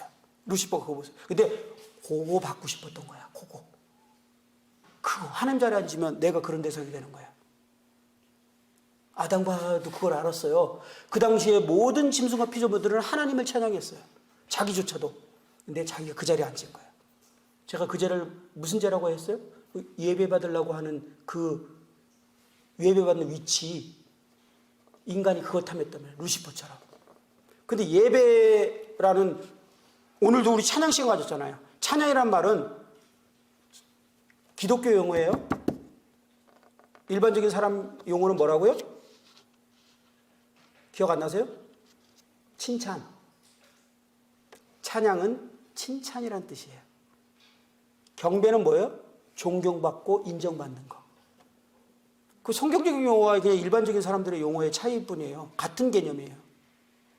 그래서 모든 사람들은 이 죄악된 본성이 마음의 자리를 잡았는데 다 자기를 하나님 자리에 얹어놓고 자기를 우상으로 섬기는 거예요. 이게 자기 사랑이죠.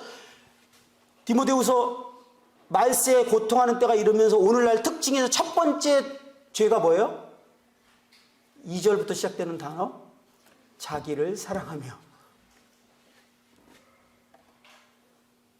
마지막 때에 경건의 능력을 잃은 사람들의 특징. 이게 무슨 뜻이라고? 자기를 사랑한다는 것은 하나님 자리에 자기를 놓고 자기를 우상으로 섬기는 거예요. 그래서 이 우상의 자기를 잘랐기 때문에 사람들한테 무시를 받는 거 견딜 수 없고 사람들한테 한 장 인정을 받고 자기 명예와 이름이 알려지기를 원하고 사람들한테 인정받기를 원하고 칭찬받기를 원하는 것이 모든 삶에 살아가는 사람들의 삶의 동기고 이유인데 이 삶이 엄청나게 수고롭고 힘든 삶이라고 해요. 주님이 말씀하실 때. 한번 조금만 상상해도 알죠? 그게 얼마나 교회에서 인정받는 게 얼마나 인정받고 칭찬받고 무시 안 당하고 하려는 게 얼마나 힘든지. 그래서 우리가 공부도 좀 하고 좋은 직장도 좀 다니고 좋은 차도 타고 좋은 집도 살라고 하는 동기가 다 뭐죠? 물론 편안하고 안락한 것도 있는데요. 사실 거기에서 더 깊은 뿌리 보면 무시 안 당하려는 거예요. 제가 아직도 경차 타거든요. 네, 모닝 제가 평생 좋아하는 책 때문에 죽을 때까지 이 차를 탈 건데 재미있는 에피소드 되게 많아요. 모임에 가면 저 식사 대접하잖아요. 그럼 식사하시는 분은 앞에서 먼저 가면 중형차 좋은 차를 타고 탁 가거든요. 그러면 식당에서 그 운전 안내하시는 분이 탁 문 열고 내리라고 자기 운전한다고. 근데 제가 뒤따라가면 저쪽에 대라 그래요. 지금 사실은 내용을 보면 제가 지금 주인공이거든요. 근데 저쪽에 그냥 대래요. 호텔로 이제 가면 묵게 할 때도 있어요. 그러면 그 나를 초청하는 형님이 가면은 그 앞에서 뭐 해주는 분이 안내 다 해주고 이렇게 도와주는데 제가 가면은 그냥 쳐다도 안 봐요. 왜 그런 증상이 일어났어요? 차 때문에 무시당하는 거예요. 그래서 사람들이요 좋은 차 타려고 하는 거예요. 무식하다는 소리 듣기 싫은 거예요. 자기를 하나님 자리에 앉아놓고 자기를 정말 섬기는 이 자기를 사랑하는 삶에서 누군가가 나를 무시하잖아요. 그러면 견딜 수가 없기 때문에 그래서 상처를 받고 화가 나고 분노를 일으키게 되는 모든 근원이 거기서 나온 거예요. 여러분들이 지금 잘 생각해보세요. 화가 나고 짜증나고 기분 나쁜 이유가 무엇인가? 100% 나를 하나님 자리에 앉혀서 우상으로 섬겼는데 누가 날 무시해버린 거야. 나를 무시해? 이 죄가 얼마나 심각한 죄인지 여러분들 인식해 보신 적 있습니까? 성령님이 이 죄를 저를 조명할 때요 제가 정말 죽을 것 같았어요. 교회에서 내가 왜 이렇게 열심히 했는지 그거에 해답이 잘 안 풀렸는데 그냥 스스로 떠나서 노력하다고만 생각했는데 내가 그러는 와중에 교회 식구들은 나를 항상 인정해줬어. 잘한다고. 젊은 청년이 하나 왔는데 우리 교회 이 형제 정말 괜찮네. 이 형제 나중에 장로 되겠어. 이 형제 정말 괜찮아. 이 얘기를 나한테는 안 들리겠지만 내게는 다 들어와. 그러니까 그냥 그게 좋아서 밥을 안 먹어도 괜찮더라고요. 제가 왜 이렇게 열심히 했는지 잘 몰랐어요. 나중에 성령님이 조명하고 하셨어요. 알았어요. 이 칭찬과 인정이 그 세상에 있잖아. 칭찬은 고래도 춤추게 한다. 이게 죄라고 생각하지 않고 이게 그냥 인생의 삶이야. 믿지 않는 모든 사람의 삶의 방식이야. 근데 성경은 이것을 뭐라고요? 죄! 하나님 자리에 앉은 교만의 죄라고 말하고 있는 거예요. 전 교회에서 이것 때문에 살았던 거예요. 열심히 그래서 반대로는 내가 열심히 그래 왼손이 하는 것은 오른손이 모르게 하는 거라고 하면서 그냥 성도들 없을 때 뭔가 열심히 했는데 그래도 알아줬으면 하는 마음이 난 싫은 자꾸 생겨. 왜 그런지 몰랐어. 그리고 어떻게 발견돼서 칭찬해주면 기분 더 좋아. 모르고 했는데. 그런데 열심히 했는데 인정 안 하고 왜 그렇게 했냐는 식으로 하면 상처받아 버려. 상처받아. 지금 왜 상처받은 거예요? 나 지금 예배 받아야 되는데 저들이 예배를 안 해준 거야.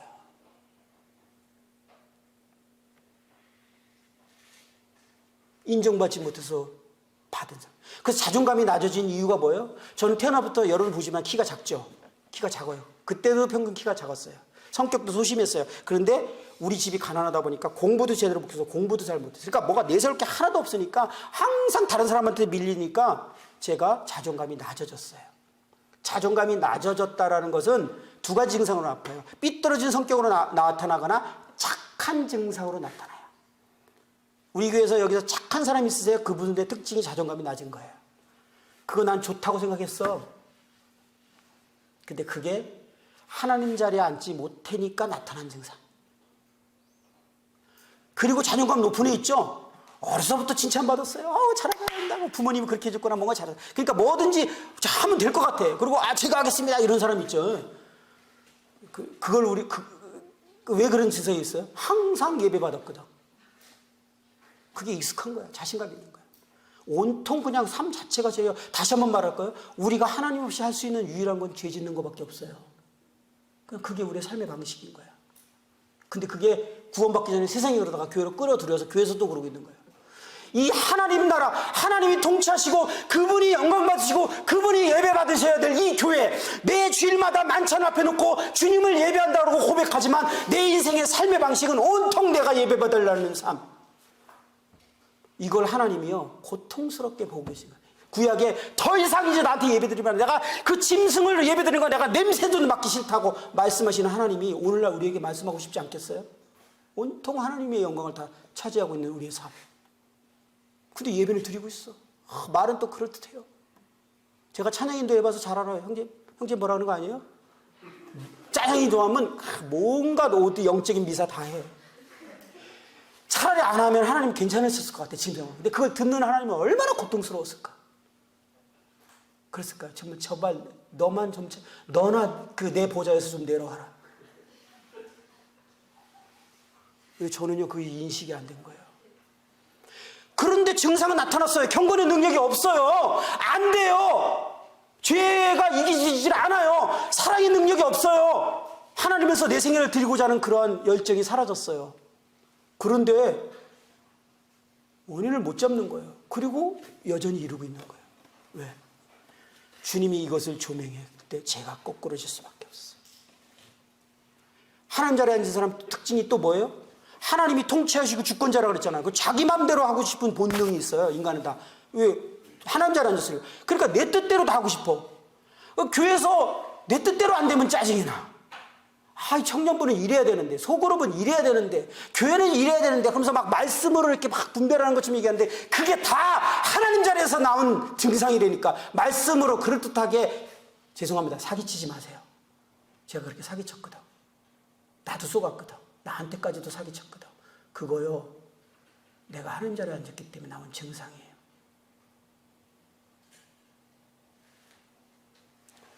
잘 되고 있어도 내가 거기 중심이 안 되면 기분 나빠. 그죠? 왜? 난 하나님 자리에 앉았으니까. 말세, 마지막 때, 고통하는 때 자기를 사랑하는. 그것이부터 모든 자기를 사랑하니까 그 다음에 돈이야. 왜? 이 세상에 왜 사람들이 돈을 가지려고 그래요? 사실 돈으로 정치, 대통령까지 주물주물 하거든. 이걸로 자기가 그냥 다 흔들 수 있거든.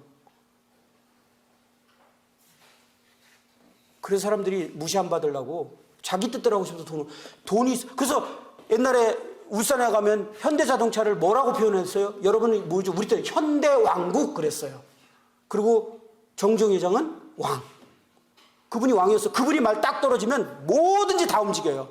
그니 얼마나 좋았겠어. 그러니까 이걸로 만족해야 되는데 만족이 안 되니까 그분이 그 다음에 뭐라 그럴 거야? 내가 대통령 한번 해봐야겠다. 울산만 다스린 게 아니라 대한민국을 한번 다스려봐야겠다고 대통령 출마하셨어요. 떨어지셨지만.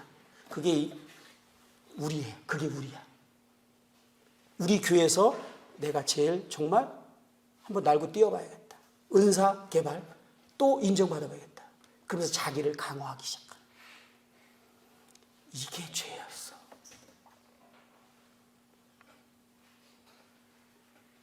이 죄를 해결하는 방법이 뭐라고요? 주님이 나의 멍에를 메라 이렇게 했어요. 이제 마무리합니다. 나의 멍에를 메는다는 것은 무엇입니까? 10분 느끼시기 때문에 10분 더 할 거예요. 그리고 마칠게요. 이스라엘 소의 멍에는 우리 한국과 달라서 두 마리를 같이 맸어요. 두 마리가 소를 같이 매려면 반드시 전제 작업이 있어야 되는데 한 마리 소가 다른 소한테 완전히 굴복을 해야만 해요. 안 그러면 서로 자기 길을 간다 그래갖고 주인이 통제할 수가 없어요. 끌어갈 수가 없어요. 그래서 심지어는 그게 안 되잖아. 그럼 소끼리 싸움을 붙여요. 한 마리가 거의 죽기 직전까지 싸워서 굴복할 때까지 그냥 주인이 놔둬요. 그리고 딱 꺾어지면 그때 주인이 이제 멍에를 딱 매요. 그러면 리드하는 그 소의 다음 소는 무조건 따라갑니다. 이제 여러분 똑똑하시니까 제가 뭘 얘기하려는지, 주님이 무슨 말씀을 이 말씀으로 교만의 죄를 다루셨는지 이해하시겠습니까? 나의 멍에를 메라. 무엇입니까? 저와 여러분들이 주님께 굴복이 안 된 거예요. 여전히 자기 뜻대로 자기 생각이 있는 거예요. 그러니까 주님이 나를 통해서 주님이 원하는 대로 나를 이끌지 못하고 주님과 동행하지 못하는 거예요. 교만은 하나님이 미워하시거든요. 거절하시거든요. 그 소가 그 한 마리 소에게 완전히 굴복해서 이제 어디를 가든지 쓰든지 가든지 좌로나 우로나 어디든지 순수하게 순순히 끌려가듯이 그때 소의 멍에를 메고 그렇게 이제 실제로 밭을 갈아서 그 주인의 목적을 달성하듯이 우리가 주님께 온전히 굴복하지 못한다면 우리는 주님의 멍에를 맬 수 없습니다. 멍에를 맨다는 건 뭐예요? 어디든지 주님과 동행하는 거잖아요. 그 멍에 딱 매는 그 소는 무조건 같이 다니는 거예요. 그 옆에 소는요, 멍에 딱 풀러놓으면요, 바보가 돼버려요. 가고 서지도 못해요. 스스로 아무것도 결정할 수 없는 바보 같은 존재가 돼버린 거예요. 그런데 주인에게는 너무나 유용한 소인 거예요. 저와 여러분들이 무엇이 되기를 원하는지 아세요? 하나님이 바보가 되기를 원해요. 주님 없이는 아무것도 못하는 바보가 되기를 원해요. 주님은 여러분들을 강화할 마음이 요만큼도 없다니까요. 여러분들을 강화시키고자 하는 마음이 조금도 없고 오히려 그것을 싫어하세요. 그냥 저희를 그대로 부른 바보 그대로, 세상에 미련한 그대로, 세상에 무식한 그대로, 세상에 천한 것 그대로 두시기를 원하세요. 그런 존재를 주님이 기뻐하셨어요. 근데 우리는 왜 우리를 이렇게 강화하려고 하는지, 왜 하나님 잘하는지, 인정받고 싶고 칭찬받고 높임받고 싶으니까 자꾸 우리를 강화하는 거예요. 주님은 그럴 마음 없으세요. 주님은 우리가 원하는 것은 나는 너희를 그러기 때문에 불렀다. 그런데 너희들이 그 약함이, 그 미련하고 세상에 별 볼 일 없음이 위대하게 보일 수 있는 방법은 이 제자들처럼 먼저 나와 함께하자. 나와 함께하자. 그러면 내가 너희를 통해서 내가 너의 삶을 살아주마. 그것이 주님이 원하시는 거잖아요.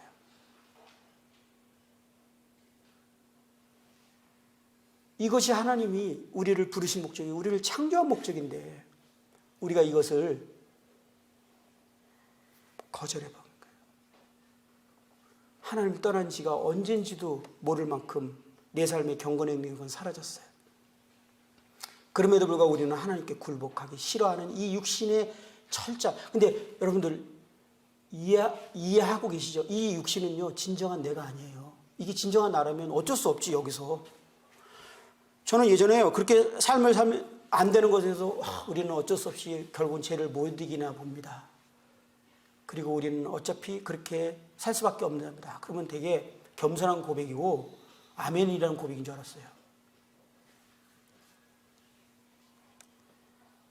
진짜 최악의 고백이었거든요, 이거는. 이 고백이 무슨 뜻이에요? 나는 계속 하나님 없이 스스로 살랍니다. 주님의 멍에는 안 매겠습니다. 주님께 굴복하지 않겠습니다. 이 고백이잖아요. 그래 안 그래요? 우리에게 모든 것 다 준비되어 있어요, 이미. 주님이 우리에게 주시지 않고 하라고 합니까? 율법은 자기 힘으로 하는 거지만 새로운 생명은 그게 아니잖아요. 생명을 주셨고 성령을 주셨다니까요. 그런데 우리가 스스로 우리 자신을 강화하고 하나님을 떠난 상태에서 돌아가지 않고 스스로 그 문제를 강화하고 또 인정받고 칭찬받고. 제가 옛날에 갑자기 형제 얼굴이 뜬거여서 제가 옛날에 레크레이션 강사했다고 그랬죠. 그것이 직업이니까 얼마나 잘했겠어. 처음에 구원 딱 받았는데 88년도에 대전에서 전국 수양회가 한번 올렸어. 한 3,000명이 왔어. 2,500명인가 3,000명. 근데 소문이 났어. 제가 이러니까 야, 프로그램도 없는데 갑자기 모임의 형님들이 걔 한번 나와서, 그 형제 한번 나와서 해보라 그래. 그때 있는 분이 여기는 없을 거야. 손영이인지는 모르겠지만 88년도니까. 그래요? 그래서 내가 한 1시간 정도 프로그램을 쫙 했어. 2,500명, 3,000명 들었다 놨다 했죠. 그리고 딱 끝났더니 장로님들이 쫙 줄을 서셨어요. 왜? 저하고 악수하려고. 악수 좀 한번 해보자. 그리고 바로 전국 수양회가 있었는데, 저 서울에 있었는데, 저는 그때까지 이제 기성교회에 있다가 왔으니까 장로님들이 위치가 뭔지 몰라요. 그래서 갔는데 거기서 저보고 프로그램 하라고 불렀어요. 장로님들 다 계신데 제가 거기서 프로그램 막 명랑운동 같은 게 하면서 뭘 했냐면 박준영님 머리 여기다 묶고 송찬영님 머리 묶고 막 굴리고 막 그러니까 형님들이 보고 막 웃게, 세상에 그런 모습 처음 봤거든. 막 웃게 죽겠다고 막 뒤집어지고 난리가 났어. 저는 겁도 없이 막 해버린 거예요. 나중에 알고 나서 자다가 벌떡 일어났지. 내가 뭘 했는지 그때 몰랐어. 그때 모르고 한 거예요. 왜 나 갖고 받고 왔으니 뭐 이분들이 누군지 내가 어떻게 알아. 그랬는데 왜 그게 그렇게 재밌었냐면 그 형님들이 그러고 나서 제가 유명해진 거예요. 막 다 장로님들이 와서 악수하지. 와, 형 지금도 그 30년 전을 기억하고 그 얘기를 하는 분들이 가면 꼭 있어요. 하고 나면 잘하고 나면 와 좋았어. 좋죠 형제님이. 근데 그게 나를 살게 하는 동력이 되고 있는 걸 제가 몰랐어요. 이것이 얼마나 하나님이 싫어하는 죄인지. 저 그거 하지 말라는 거 아닌 거 아시죠? 정말 이게 주님으로 됐어야 되는데 이게 내가 인정받고 칭찬받는 도구가 됐던 거예요. 하나님을 떠났기 때문에 저에게는 이 하나님께 돌아가야 될 필요가 있었지만 저는 여전히 이런 것으로 교회에서는 인정받고 괜찮은 삶을 갈면서 혼자 고민하고 있는 거야. 나는 왜 죄를 못 이기지? 왜 내 삶은 이렇지? 제가 얼마나 악했든지, 제가 얼마나 악했는지, 이 죄가 얼마나 심각한 죄인지 하나님이 보여주실 때 비로소 그것을 알게 되었습니다. 여러분, 이 죄에서 돌이키십시오. 돌아가야 합니다. 이것은 정말 하나님께서 너무너무 심각하게 여기시는 죄입니다. 우리는 이것을 위해서 먼저 자신의 죄를 회개하는 것이 필요합니다. 하나님과 관계없던 삶, 하나님 떠나서 스스로 자신을 강화해서 하나님 자리에 나를 두고 나를 섬기려던 이 삶. 아까 그 얘기에다가 그냥 갔다 온 것 같아서 그런데 이런 삶의 증상은 진정한 내가 아니라 이것은 십자가를 못 박아 주님이 죽어버리신, 개선될 수 없으니까 그냥 이건 바꿔서 못 쓰거든요. 그러니까 하나님이 이렇게 하나님 떠나서 스스로 살아가고 자기를 우상에 섬기고 스스로 하나님의 떠나서 생긴 결핍을 해결하려는 이 성향은 하나님이요 바꾸실 수가 없다라는 결론을 내리셨기 때문에 개선하지 않고 십자가에 못 박아 처리하는 것으로 해결하시고 새로운 생명을 주셨으니까 이건 못 바꿔요. 이거 진정한 내가 아니에요. 그러니까요 누가 말했을 때 상처받고 무시해서 상처받았으면 이거 진정한 내가 아니면 어떡하라고 그랬어요 제가요? 진정한 내가 아니면 이거 그냥 나도 같이 상처 줘야 되나, 꼭 밟아버려야 되잖아. 나 너 인정 안 해 라고 해야 되잖아. 그런데 그냥 같은 지체한테 가서 나 상처받았어. 어제 형제가 나한테 살쪘다고 하는 거야. 그러면서 나 상처. 지금 누가 상처받았는데? 육신이 상처받아 이거 막. 그러면 듣고서 근데 그 형제 원래 그래. 아이고 얼마나 힘들었겠냐. 또 요거 토닥거려주고 다시 살아났어. 예배 받았거든 이 친구한테. 그리고 다시 시작. 이러지 말자고 이제. 그가 그러면 뭐라고 대답해야 돼요? 그 정도밖에 모르셨어요? 제 육신은요 더 악해요. 형제님 몰라서 하는 소리예요. 더 독해요 라고 말했어야지. 저요 더 교만해요. 이 육신은. 왜? 나도 같이 이거 정죄해야지. 주님 하나님 정죄하셨는데. 그리고 이제 이런 열매를 맺지 못하는 거에 대해서 인식하면서 내가 하나님과 멀어졌구나. 그분 앞에 다시 내가 굴복해야겠구나. 회개가 뭡니까? 진정한 회개? 멍에 뭐죠? 하나님 앞에 굴복하는 것. 여러분 진짜 항복해 본 적이 있어요? 구원받을 때 항복하셨어요? 예, 구원받을 때 모든 걸 항복하는 사람이 많지는 않더라고요. 그러나 신앙생활하면서 우리의 진정한 영적인 회복과 우리의 경건의 능력은 항복에서부터 나옵니다. 예, 항복하십시오. 성령 충만은 항복이에요. 회개입니다. 그리고 우리의 삶을 이제 주님께 온전히 멍에를 맺으면 그 다음에 어때요? 그냥 주님이 가라면 가고 서라면 서는 거. 온전한 드림. 항복하고 드리세요. 항복해야 멍에를 맵니다. 죄를 인정하시고 항복을 하세요. 이 죄에 대해서 하나님 앞에 항복하셔야 됩니다. 자기의 살았던 삶에 대해서 하나님 앞에 죄를 인정하시고 항복하셔야 됩니다. 돌이키셔야 돼요. 그리고 이제 하나님이 가라면 가고 서라면 서는 주님께 온전히 자신을 내어드리는, 그리고 하나님이 없이는 할 수 있는 유일한 것은 죄 짓는 것밖에 없다는 사실을 알고 하나님이 저를 두시려면 차라리 주님 제가 이 세상을 떠나게 해주십시오라고 고백할 만큼 하나님을 붙들고 그분과 하는. 그래서 왜 마음을 다하고 목숨을 다하고 뜻을 다하고 힘을 다해서 하나님, 주너의 하나님을 사랑하라고 했을까요? 그냥 사랑하면 되지. 왜 사랑하면 되지? 마음을 다하고 막 목숨도 다하고 뜻도 다하고 힘도 다하고 라고 표현했을까요? 가만히 있으면 하나님 떠나니까. 가만히 있으면 하나님 떠나니까. 여러분들 가만히 있었다면 이미 하나님과 멀어졌어요. 그리고 아까 같은 증상이 있었다면 벌써 많이 갔기 때문에 회개하셔야 됩니다. 하나님 앞에 항복하셔야 됩니다. 그리고 하나님께 항복하셨다면 그 다음에 우리는요, 마음을 다하고 목숨을 다하고, 제가 신호등을 지키기 위해서 목숨을 지키기로 작정했다는 말 이제 이해할 수 있겠어요? 저 목숨 걸었어요. 그렇게 안 하면 다 또 떠날 거니까. 하나님과 동행하고 그분 뜻대로 살기 위해서는 그렇게 하셔야 됩니다. 왜? 우리가 육신이 아직 남아있는 존재니까. 마음을 다하고 목숨을 다하고 뜻을 다하고 힘을 다해서 하나님과 동행하고, 그분이 가라면 가고 그분이 서라면 서는 사람이 여러분이 되신다면, 주님이 제자들에게, 그들이 별 볼일 없던 제자들이 주님이 떠나신 후에 그들이 그토록 위대한 일을 하고 사람들이 그를 볼 때 그토록 위대했던 것은, 그들을 볼 때 하나님이 살아계신 것을 알 수 있었던 것은, 그래서 그들을 보고 저 사람 그리스도인 아니야? 그리스도하고 똑같지 않아? 라고 말했던 것은 그들이 하나님과 동행하는 그분의 멍에를 메었기 때문이라는 사실을 기억하시기 바랍니다. 여기서 여러분들이 그런 시간들을 개인적으로 다 가질 수 없다면 집에 돌아가셔서 이것을 진지하게 생각해 보는 시간들이 되기를 바랍니다.